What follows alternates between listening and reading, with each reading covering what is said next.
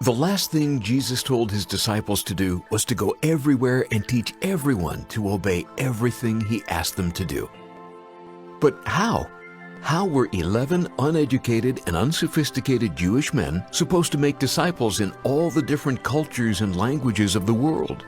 They had no money, no power, no organization, and no leader. And to make matters worse, they were outcasts in their own society and religion. The disciples didn't seem to have anything, and yet they changed everything. What they did have was a life-changing experience with Jesus, a willingness to simply obey, the power of the Holy Spirit. Everything started with prayer. Then came the power of the Holy Spirit at Pentecost. After Pentecost, people visiting Jerusalem from faraway places went home and told their friends and family what God had done. And when those people passed on what they had experienced, the good news about Jesus spread like wildfire. Post-Pentecost social networking is how the gospel went viral. That was over 2,000 years ago. So how are we doing today? There is some good news and some not so good news. The good news, the number of Christians is increasing.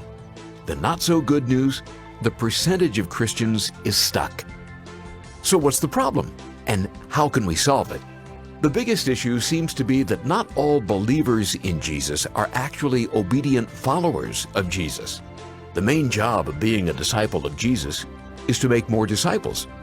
But not many people are doing that today. In the first century, what created a spiritual revolution was disciples making disciples who made disciples. Dozens became hundreds, hundreds became thousands, and before too long, thousands had multiplied to millions.